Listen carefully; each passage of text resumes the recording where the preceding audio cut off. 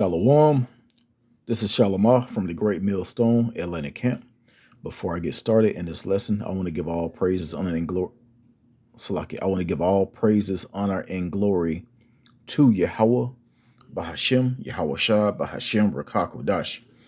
Double honors to my elders and apostles of Great Millstone, that teach and rule well, peace, love, and safety to the hopeful elect that are scattered throughout the four corners of the earth, who are today you Negroes, Latinos, and Native Americans, which make up the 12 tribes of Israel. All right. This lesson is going to be titled Family Affair. All right. So these different tribes that Esau has broken up and pretty much told us we were certain different nations of people, the Negroes, Latinos, Native Americans. As you see on the left side of the screen, you have the those people, but it shows you which tribe that they belong to. Okay, so we're just gonna go down. All right, so you can see that Judah, the so-called Negroes, Benjamin, the so-called West Indians, Levi, the so-called Haitians, Simeon, the so-called Dominicans, Zebulun, the I want to say Central South America, the Guatemalans and the Panamanians, uh, Ephraim, the Puerto Ricans, so-called Puerto Ricans, belong to that tribe. Manasseh, the so-called Cubans. Gad, the so-called Native Americans, North American Indians. Reuben are the so-called Seminole Indians. Naphtali is the Argentinians to Chileans. Asher is the Colombians. And Issachar are the so-called Mexicans. All right, so I'm gonna shrink this back down. So yeah, these are the 12 tribes of Israel who Esau Edom, who is the so-called white man, he he conquered all of these nations, broke us up, and gave us these other names, which have meanings that's irrelevant to who we are. Okay, so hey, the scriptures go into we are the only people of the Bible. All right, we're the chosen people of the Bible. We're the Most High's his children, not these other nations. And we brought this out at camp, but I did want to read one account where Christians say where you can be grafted in. You know, that's not true. We're gonna get that account in Romans chapter 11, but right here I want to start with this Amos chapter 3. It says, "Hear this word that the Lord Yahweh has spoke against you, O children of Israel, against the whole family which I brought up from the land of Egypt, saying, You only have I known of all the families of the earth. Therefore I will punish you for all your iniquities." All right. And right now we're still going through that punishment. We're still living through these curses of through the curses of Deuteronomy 28. All right, we're still in the land of our captivity, and it's going to be that way until Esau Edom kingdom is completely fallen. That then Israel kingdom can be established in the earth.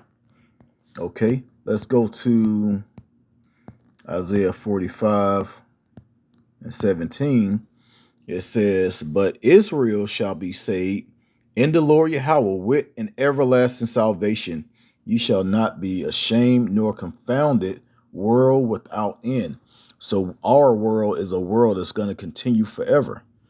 Actually, we're really our own world, but you have our people that's into this current world, or indulged in this current world that's associated with Esau Edom. Of course, all of us were. All right, until we heard this truth and we woke up to the fact that we're the Israelites. We really have our own world, And that John 3:16, that word world is not talking about everyone on the planet. That's another thing that Christians slip up on or try and prove you wrong, saying that, Christ died for everyone.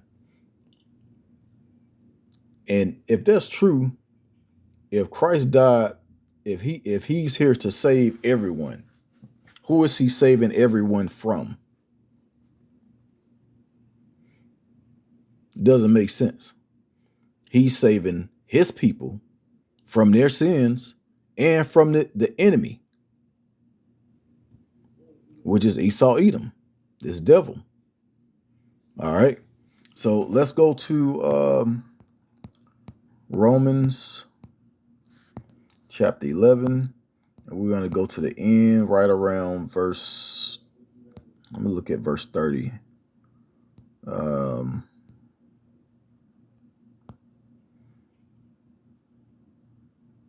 You know what? I started at verse 30 because it's taught the olives that are grafted in are the non-believers of Israel.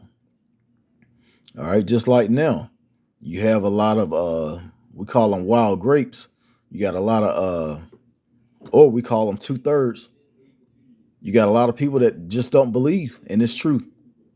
They're stuck in Christianity. They stuck in Islam. They're stuck in the Catholic Church. They're stuck in all of these different religions and different systems that really don't make any sense and that they don't profit from. All right. The only way you can profit from a religion is if you're a leader of a church and everybody's paying you to lie to them. Okay. Now we're profiting from this truth because we're storing up our riches in heaven.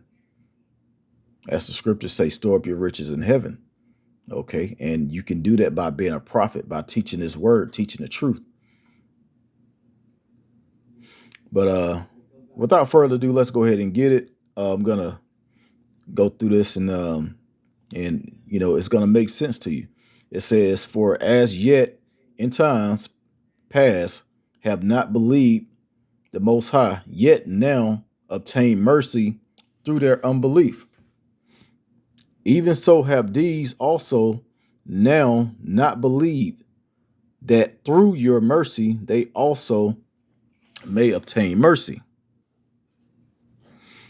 All right. So this is why we go out and teach, because people don't believe, or that really haven't heard the truth. Our job is to teach them. Okay.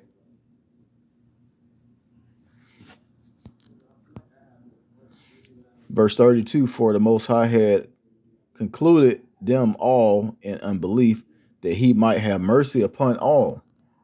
Oh, the depth of the riches, both of the wisdom and knowledge of the Most High! How unsearchable are his judgments, and his ways past finding out." Yeah, you gotta, in order to get this truth, you really have to be a true prophet of the Lord. You really have to be a true prophet of the Lord. All right. As a matter of fact, let me go. We're gonna come back. Let me go to Amos, back to Amos 3, and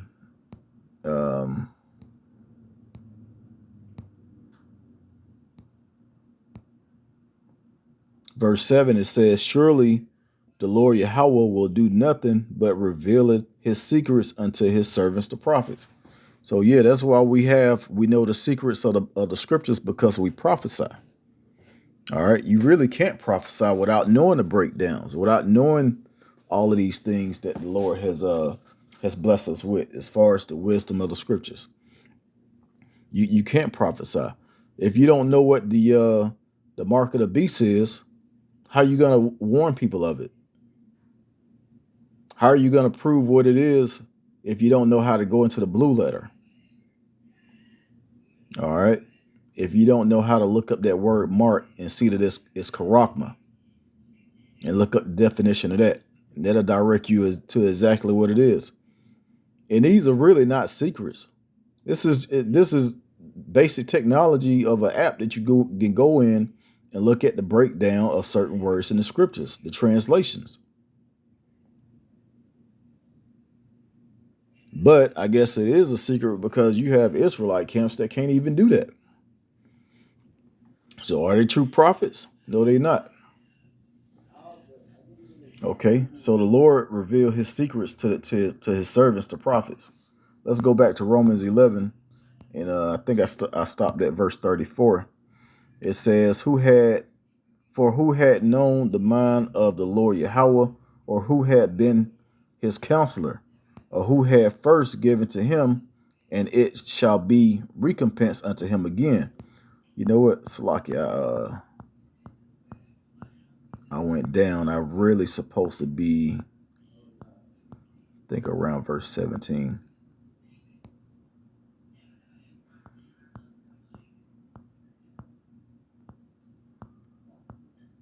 Okay, Salaki for that. I started in the wrong spot.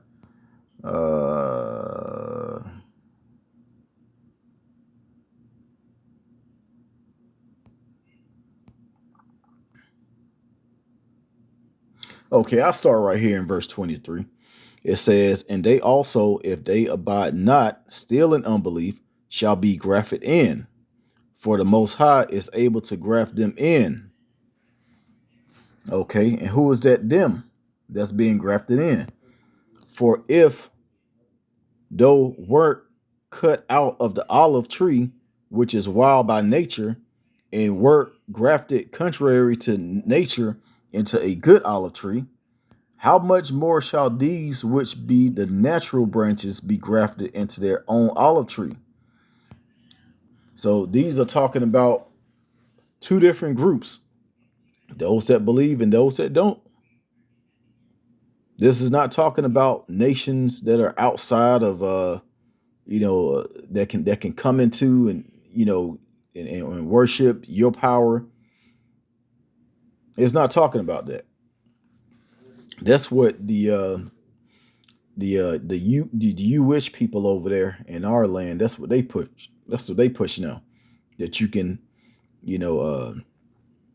be grafted in is one of them, and you can't. It has to be through blood. Just like when you got certain camps that talk about how we got Edomites in our camp. Those are Israelites. They may look like the so-called white man, but their bloodline goes back to Abraham, Isaac, and Jacob. Not only can you tell by the spirit, but they can tell by their background, who their father is, who their father is. All right. It says, least Slack at the top of verse 25 says, for I would not, brethren, that ye should be ignorant of this mercy. Why does it say brethren? Because that's talking about your family. All right. Your bloodline.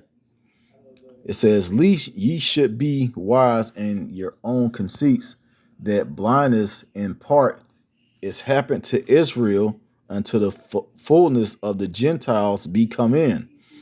All right. And what does it mean by the fullness of the Gentiles? We're in the time of the Gentiles right now. We're not ruling the earth. They are. And the Lord is about to bring an end to that. That's why we don't know who we are, because they worked together to make sure that they kept that a secret from us.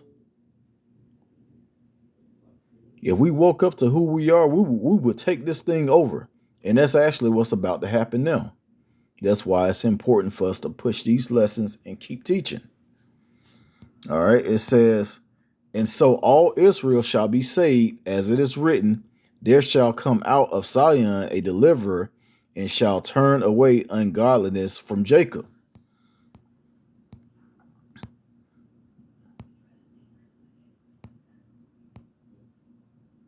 Okay, and I already read that at the bottom. But yeah, let's go back up. So right here, verse 24 is talking about the olive branches, that the branch that can be grafted in. Those are Israelites. And Romans 11 proves that.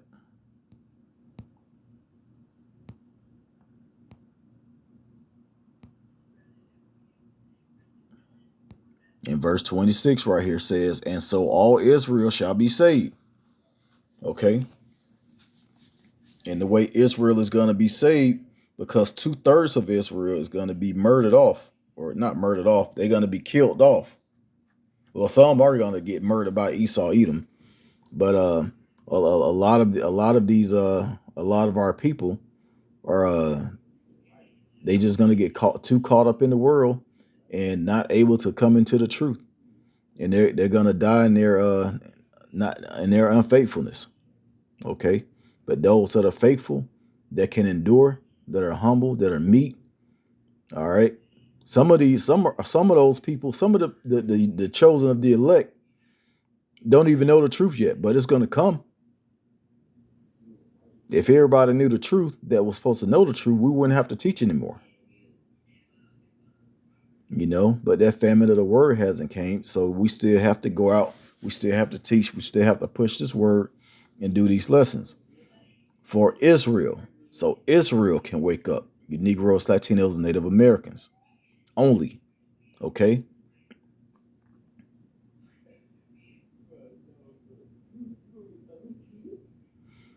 All right, so I'm gonna end it right there. I pray that this was edifying. Once again, I want to give all praises, honor, and glory to Yahweh, Bahashim, Yahweh Shah, Bahashim, Rakak, Wadash. Double honors to my elders and apostles, a great millstone that taught us his truth. Shalom to the hopeful elect.